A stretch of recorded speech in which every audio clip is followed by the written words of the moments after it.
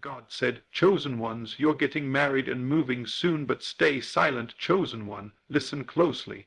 This is not your imagination running wild.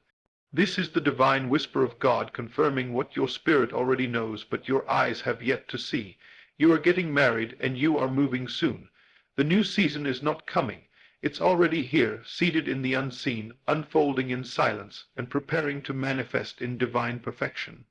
You didn't stumble upon this message by accident. The voice within you led you here because your soul is aligned with a promise already fulfilled in the heavens. Yet God says, stay silent, because every true manifestation begins in stillness.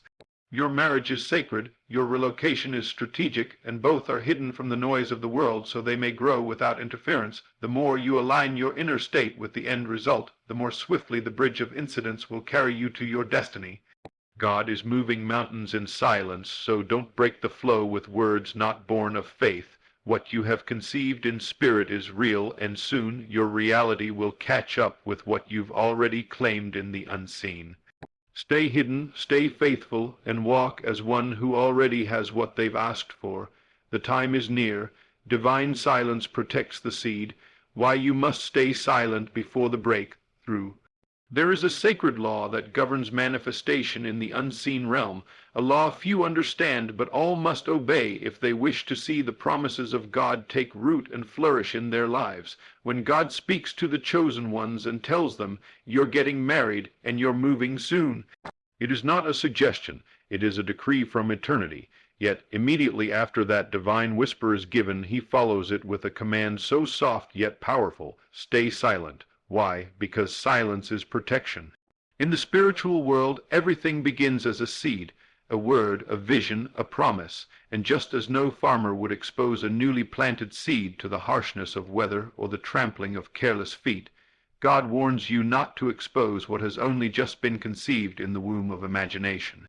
For in its earliest form, a vision is vulnerable, fragile, and easily sabotaged, not because it lacks power, but because it has not yet emerged into the visible realm where others can see what you've seen in spirit.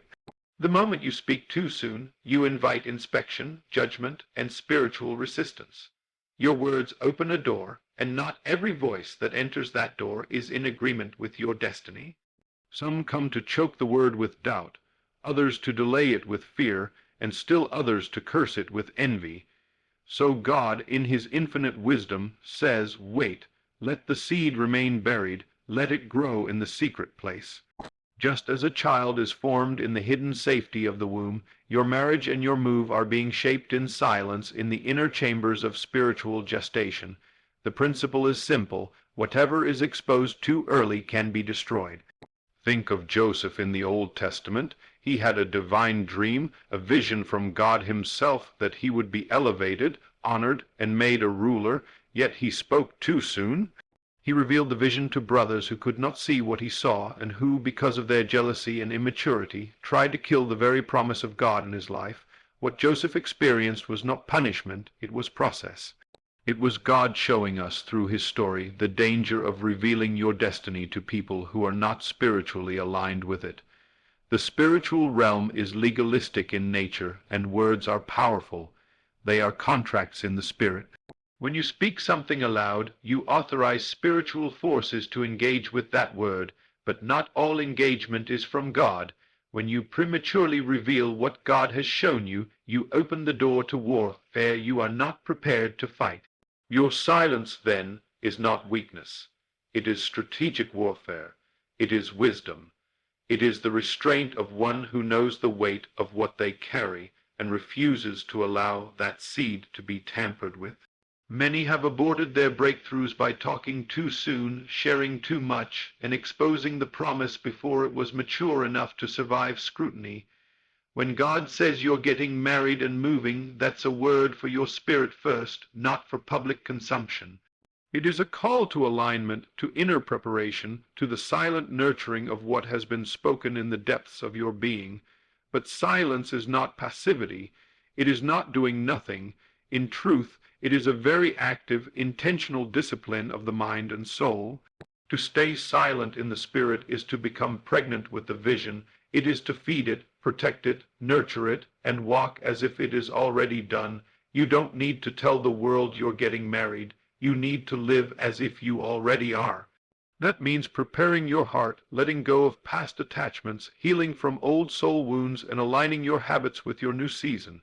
You don't need to announce that you're relocating. Just begin to think and feel and imagine from your new address. The inner work is the loudest shout in the spiritual realm. God hears your faith. The universe responds to your vibration. Creation aligns with your assumption. You do not need validation from others. You need agreement with God, and the moment you believe what He said more than what you see, you shift realities. The change is already happening, but not in ways the world can trace. You will be accused of being distant, of hiding something, of pulling back. Let them say what they will. The silence is not for them. It's for the seed. Understand this. Everything visible was once invisible. The tree was once a seed. The home was once a vision. The marriage was once a feeling. Before the external ever comes, the internal must be settled. Silence helps you settle the promise in your soul. It keeps you from being shaken by delays, distractions, or the opinions of others. It builds the spiritual muscle necessary to walk by faith and not by sight. And it keeps the enemy guessing. Satan can't fight what he doesn't know. Your silence confuses the adversary and frustrates the demonic plans that try to derail destiny. This is why the devil attacks people who are vocal about their blessings before they're fully established, because he knows he can't touch what's concealed, only what's exposed. So when God gives you a word, your silence is your fortress. It is the atmosphere in which divine plans are incubated and matured. Trust that when the time is right, God will bring it to light, and no one will be able to deny what He has done. So, chosen one, do not doubt because things are quiet. Do not assume silence means nothing is happening. Quite the opposite. The silence is sacred. The silence is working. The silence is protecting. The silence is building pressure beneath the surface for an explosion of divine fulfillment. You are not being punished by being told to stay quiet. You are being preserved. You are being hidden so you may emerge complete, whole, and untouchable. When you finally do speak, it will not be to announce the blessing. It will be to testify of it. It will be a witness to the faithfulness of God who does all things well and on time. Until then, let your inner world be filled with gratitude, vision, and spiritual alignment. Feel the joy of the wedding. Feel the keys to your new place in your hand. Walk through the rooms in your imagination. Smile at the dinner table set for two. Hear the laughter. Smell the scent of home. See your suitcases packed. Speak to God often, but speak to the world only when He releases you. You're not hiding. You're obeying, and obedience is always followed by manifestation. Chosen one, you are moving soon. You are getting married soon, but the greatest part is not the destination. It's the spiritual posture you hold on the way there. Guard your heart, guard your mouth. Let the world wonder what's happening with you. Let them speculate. Meanwhile, let your inner world rise in faith and fire. Let your silence become your sanctuary. And when the fullness of time comes, when the doors open and the promise becomes public, all will see what you protected in secret. They will marvel, not just at the blessing, but at your discipline. They will see that you were not waiting idly, but walking quietly in faith, and they will know without a doubt that it was God who did it. Until that day, remember, divine silence protects the seed. Honor it. God moves in divine order, not human urgency. Trust the unseen alignment. Chosen one, there is a holy rhythm to the movement of God, one that does not answer to clocks, calendars, or the impatient urgency of the flesh. When God declares you are getting married and moving soon, it is not a word born of this world's timelines. It is a word sealed in eternity, where time is not measured by minutes but by manifestation. Divine order is never rushed, never late, and never confused. And though you feel the stirring in your spirit, the anticipation, the knowing, the dreams that replay themselves night after night, God wants you to know that He is not moved by how long you've waited. He is moved by alignment, by spiritual readiness, by perfect orchestration that only He can see and orchestrate. You must remember this truth. Just because nothing looks different doesn't mean nothing is happening. God's ways are higher, his process is hidden, his timing is surgical, and while you wait in what feels like delay, he is building what your eyes cannot yet behold. The marriage is set, the location is chosen. The doors are already opening in the spirit, but they will not swing wide until you are fully aligned with the version of yourself that is ready to step through. Human urgency screams, it should have happened by now, but divine order whispers, it's happening exactly when it must. In the spirit realm, premature elevation is dangerous. A marriage that comes too soon becomes a battlefield. A move without divine release becomes a burden. But when God orders a thing, he sets it up to last, to thrive, to glorify him. You may feel the pull to act, to make something happen, to prove the word was true. But God is not asking you to prove anything. He is asking you to trust his timing, even when it conflicts with your understanding. He knows the moments you cry alone, wondering when your spouse will show up. He sees the boxes in your closet, ready to move. But he also sees what you cannot, the internal shifts still taking place, the spiritual upgrades still unfolding, the divine connections still being prepared behind the scenes. You are not stuck. You are being positioned. The space between the promise and its manifestation is not punishment. It is preparation. It is purification. It is God making sure that nothing about your next season is tainted by your past one. The problem is that we live in a world obsessed with immediacy. Fast love, fast answers, fast changes. But God doesn't deal in fast. He deals in right. He is the master architect, constructing a future that cannot be shaken, and every delay you interpret as rejection is actually a piece of the structure being carefully laid in place. God does not rush to satisfy your emotions. He moves to fulfill his purpose in you. That means the very longing you feel is not an indicator of something missing, but of something birthing. The ache is not absence, it's alignment. He lets you feel the weight of desire so you'll partner with him in faith, so you'll grow strong in vision and character, so you'll be able to carry what he's preparing to give you. Because what's coming is not light. It's heavy with glory. It's a covenant, not a fling. It's a destiny move, not a detour. So stop measuring God's movement by how fast things are happening. Start measuring by how deep your roots are growing. Start measuring by the maturity of your thoughts, the healing of your soul, the increase in your obedience. These are the true markers of divine movement. And while you're tempted to compare your timeline to others, to those who got married in months, who moved cities overnight, God is gently reminding you, you are set apart. Your process is different because your calling is different. You are not building a tent, you are becoming a temple. God is not just giving you a person, he is giving you a purpose partner. He is not just relocating you for a change of scenery, he is positioning you for impact. You are not late, you are being refined. Every closed door, every delayed response, every silent season has been part of the setup. He is stripping away every dependency on external validation so that when the breakthrough comes, you will not attribute it to luck or coincidence, but to the precision of a God who never fails. Trust this. If it hasn't happened yet, it's because it isn't fully formed yet. Not just in the world, but in you. There is still more faith to be awakened, more clarity to be received, more inner agreement to be achieved.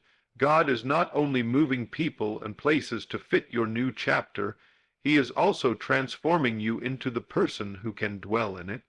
And this is where divine order cuts deep. It's not always pleasant. It often requires death to the old self, old habits, old fears, old timelines. It requires silence when you want to shout, stillness when you want to act, surrender when you want to control. But this pruning is mercy, because if he gave it to you now without this refinement, you'd sabotage the very blessing you prayed for. That's why the waiting room of destiny feels so intense. God is stretching you not to break you, but to make room for the greater. Every time you choose faith over frustration, you grow. Every time you say, nevertheless, thy will be done, your spirit expands to match your calling. This is divine order, a process that matures you before it promotes you. God wants to make sure that when your spouse finds you, they find wholeness, that when you arrive at your new home, you carry the authority to transform the atmosphere. So breathe, don't panic. You are not forgotten. You are not behind. You are right on schedule. Heaven's schedule, not the world's. God is never hurried because he is always certain. And when he finally unveils what he has been doing in silence, it will come with such clarity, such confirmation, such undeniable alignment that you will weep in awe, not just because it happened, but because of how it happened. You'll see that every no was protection, every not yet was preparation, every delay was a deposit into a future you couldn't have dreamed up yourself, and when it happens, it won't trickle in, it will overflow. Suddenly, seamlessly, supernaturally, because that's how God moves when divine order is complete. He moves all at once. Chosen one, hold fast to the vision. Don't let impatience rob you of the process. Don't let people's opinions pressure you into movement ahead of God. The promise still stands, the marriage is still yours, the move is still coming, but until then, trust the timing, trust the order, trust the God who authored your story before time began. You're not being delayed, you're being developed, and when your time comes, everything will fit, every piece will lock into place, every prayer will make sense. Until then, walk as one who knows that divine order is unfolding, even if it's silent, even if it's invisible, even if it's slow. Because when God moves, he moves with precision, and what he's preparing for you will be worth every second of the wait. Your inner world must match the new reality, live from the end. Chosen one, when God declares that you are getting married and moving soon, it is not merely a forecast of what will happen. It is a spiritual command to shift your entire consciousness to match that outcome now.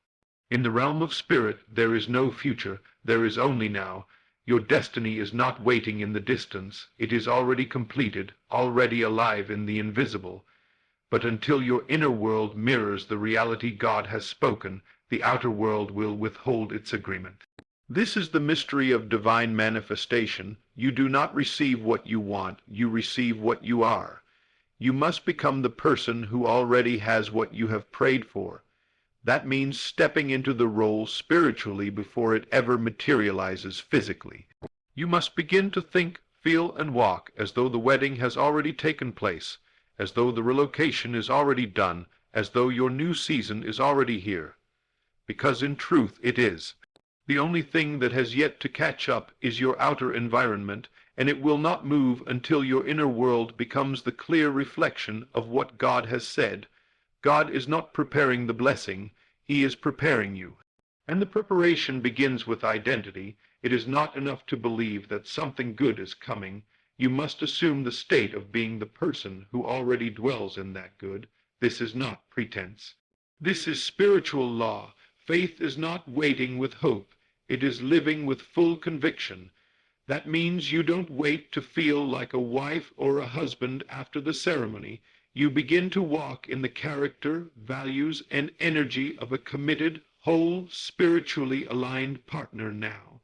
You don't wait until the moving van arrives to start acting like someone who lives in a new city. You mentally and emotionally relocate now. Every day, you imagine yourself waking up in your new place, making your coffee, opening your windows, and feeling the sunlight of the new season on your face. Your mind must live there long before your body does.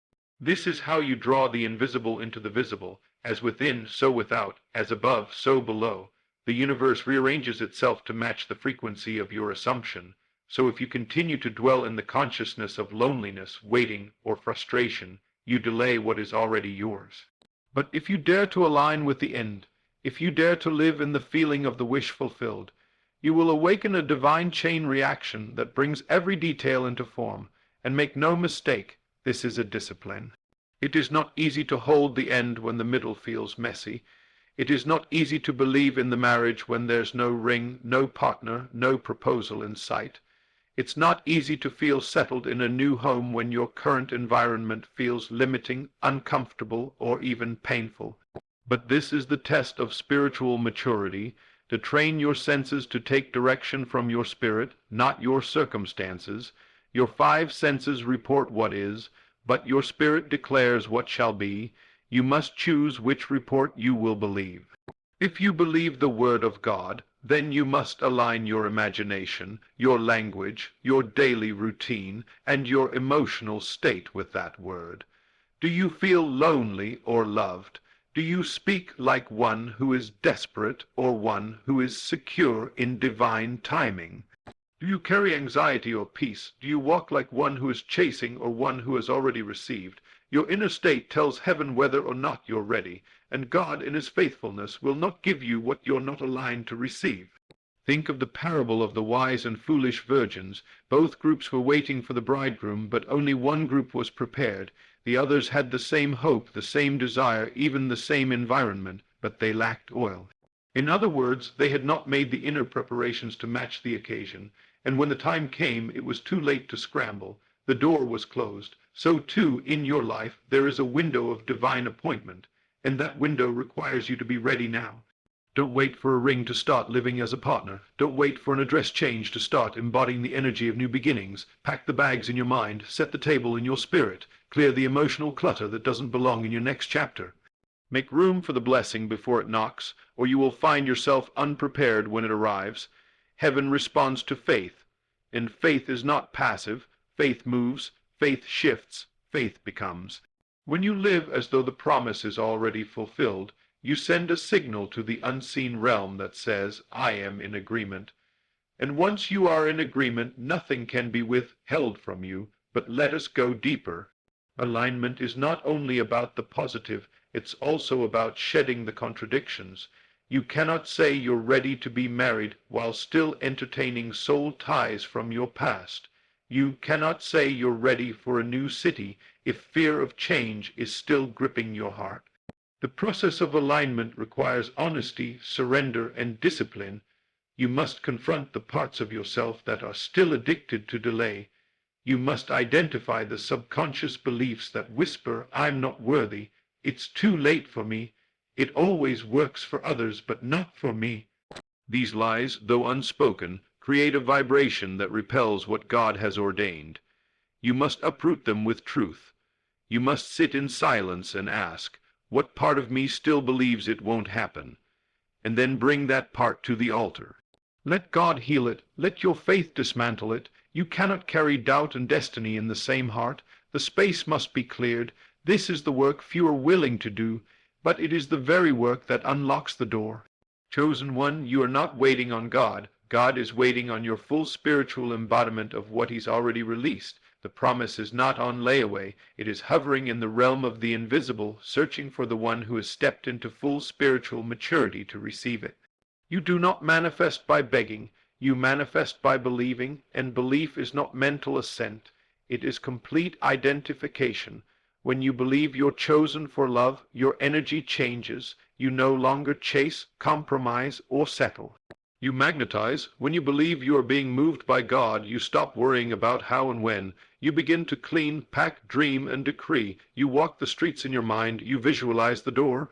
You feel the freedom of fresh space. You are already there, and when the outer world catches up, it will only confirm what you already knew in the spirit. The world will say, how did this happen so fast? But you will know it did not happen fast. It happened in the spirit long ago. This is the secret to all true manifestation. The outer is the echo of the inner. You live from the end until the end becomes your living reality. So now the question remains, what do you see when you close your eyes? What emotions rise when you think about your new season? Do you feel panic or peace? Do you see lack or abundance? Do you speak delay or fulfillment? Every detail in your inner world is either accelerating or hindering the arrival of the promise. You must take inventory. You must tune your inner climate until it becomes identical to the destination God has promised. When the match is made, when your mind and spirit are in harmony with heaven, the door opens. Suddenly, effortlessly, supernaturally, not because you forced it, but because you became it. You stopped waiting and started being, and in that being, you opened the portal through which God could pour out what was always yours. Chosen one, hear this deeply. Your future is not ahead of you. It is within you. It's not something you walk toward. It's something you awaken to. The marriage, the move, the breakthrough. It's all waiting for your agreement. Not partial agreement, not I believe on Sundays. Full agreement, living in the end, breathing the atmosphere of fulfillment, walking in divine confidence. That is the true work. And when that inner world is fully built, when your imagination becomes your most lived-in place, the outer world will have no choice but to follow. because heaven is not far. It is one thought, one decision, one alignment away. So close your eyes, feel it now, believe without wavering. The life you've prayed for is already yours. Now live like it. Main title, Silence is Your Shield. Why God commands you to stay quiet before the breakthrough. Chosen one, there is a sacred instruction often whispered to the soul on the edge of a divine shift. Stay silent. Not because your voice has no power, but because your silence in this season is your greatest weapon of spiritual warfare. When God tells you that you are getting married and moving soon, it is not always for the purpose of public proclamation. It is for private preparation. There are divine things too holy to be exposed to human interference. There are seasons where what God is doing in you must be protected by silence, not because the blessing is fragile, but because the people around you are not pure enough to handle it. God says, be still, don't announce, don't prove, don't explain, just prepare. In silence, your obedience speaks louder than your words ever could. In silence, your spirit grows stronger, your discernment sharpens, and your alignment deepens. Silence is not inactivity, it is intentional restraint, a sacred signal that you trust God enough not to advertise what He's doing in your life before it's time. You see, when God begins to shift your life in a significant way, bringing the promise of marriage and relocation, it stirs things in both the spirit realm and in the hearts of those around you. Not everyone will celebrate what God is doing. Some will misunderstand it, some will envy it, and some will even attempt to sabotage it. Not openly, but through energy, doubt, and whispered opposition. That's why God gives this wisdom. Conceal the promise until it's complete. The enemy can't fight what he cannot see. And many of the battles you've faced in the past came because you spoke too soon. You shared prematurely. You trusted ears that weren't assigned to your destiny. You unveiled what was still being formed, but this time God is training you in spiritual stealth.